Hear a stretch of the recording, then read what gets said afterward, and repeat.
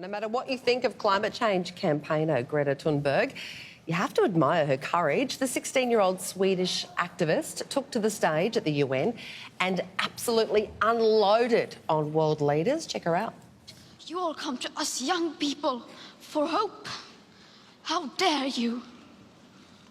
You have stolen my dreams and my childhood with your empty words, and yet I'm one of the lucky ones. People are suffering, people are dying, entire ecosystems are collapsing. We are in the beginning of a mass extinction, and all you can talk about is money and fairy tales of eternal economic growth. How dare you?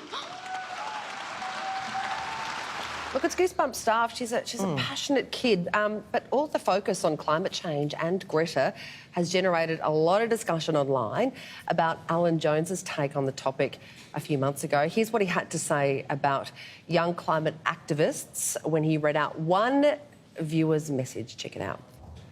Tell your teachers to switch off the aircon. Walk or ride to school. Switch off your devices and read a book.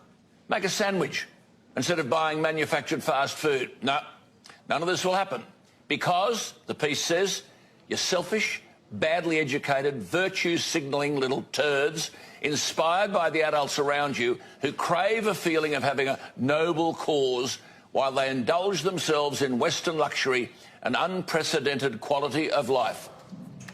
Wow. Let's start with you, Kerry-Ann.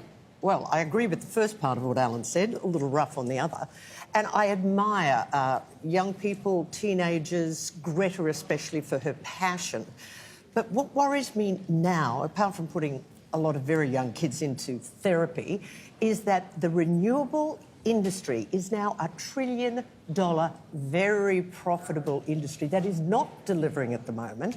I'm also old enough to remember bureaucrat Professor Flannery 20 years ago making huge and grand statements about global warming, which turned into climate change. Now, 20 years ago, nothing that he said has ever come true. Now, I'm not denying climate is changing, but our world global climate is a huge issue. It is big, it is complicated.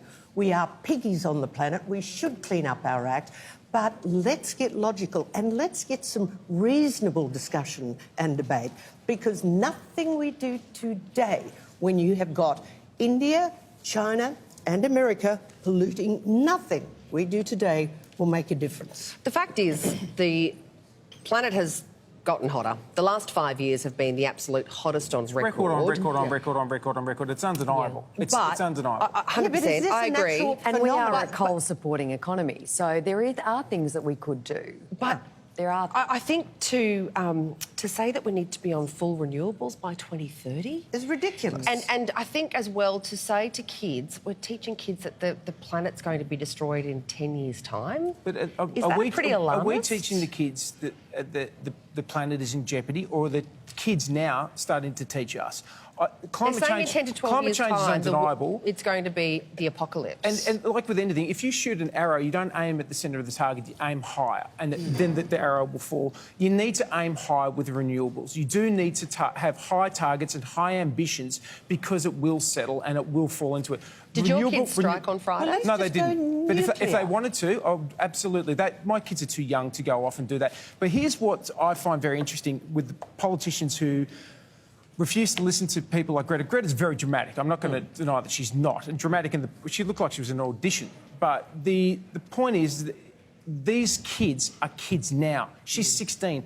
In 2 years' time, those kids are going to be voting age, and they are not going to be passive. They are not going to sit back. They are going to vote, and they are going to make change. And if the politicians globally continue to ignore the young voices or dismiss them, then they do that at their own jeopardy, because they're the ones who will vote them in or out. Cass, do you think that Alan Jones, the viewer letter he read out, has a point in that this is the first generation that requires air conditioning in all classrooms and all homes, and they're such a technologically based classroom, they don't walk to school, they drive to school in big four-wheel drives? Absolutely. Or do you think that's something compared to the big polluters of the world is very minor? Well, we can say it's minor in comparison to the big polluters in the world, but it's relevant. We have to do what we can do as a country. And yes, we do have children who rides their bike to school in a city? You know, the children want air conditioning in their classroom. It's true. I've heard my kids say,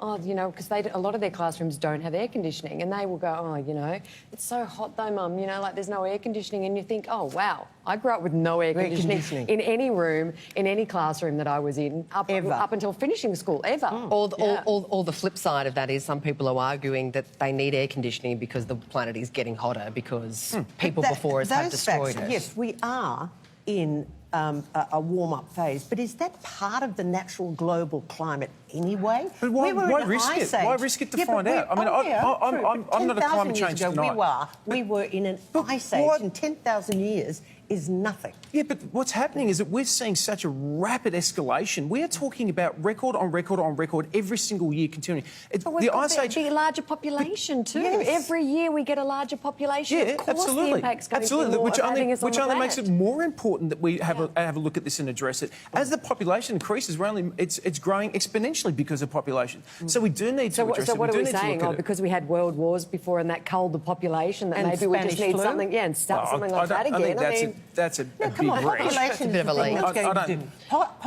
Overpopulation and food is the thing in 50 years. Food scarcity, of course, and food scarcity is going to be the biggest issue that we'll face in humanity. We all know that, right? We agree. And the climate, obviously, where do we get our food from? We get it from farms that are affected by climate. So unless we want to watch, ourselves struggle to provide for humanity on a food basis, we need to be looking at the economy. I would be happy to be told in 10 years' time, Merrick, you're an idiot, it was wrong. Guess what? It wasn't man-made. It was a weird cycle we went through. I'd go, no dramas. You won't have a problem with me. But I don't believe that. In 1898, there was a drought as bad, as shocking as the one we are currently experiencing. 1897 to 902. It was just diabolical. It wiped out so many people. I know that because I've done a bit of historical stuff. But you're looking, again, but you're focusing on Australia. And I agree, I know this. My mum comes from Broken Hill, and we've talked about droughts my entire life, and I understand this cyclic. And Indigenous Australians have known about cyclic droughts for millennia. But when you see that and you look at the isolation of Australians saying, well, there's been droughts before, yes, but have we seen polar caps melt in that time, at the same time as that drought? No, we haven't. We're seeing a massive escalation of those Arctic ice melts up north, which are then going to expose the tundra. They're going to expose parts of the planet which have not been exposed for thousands and thousands and hundreds of thousands of years.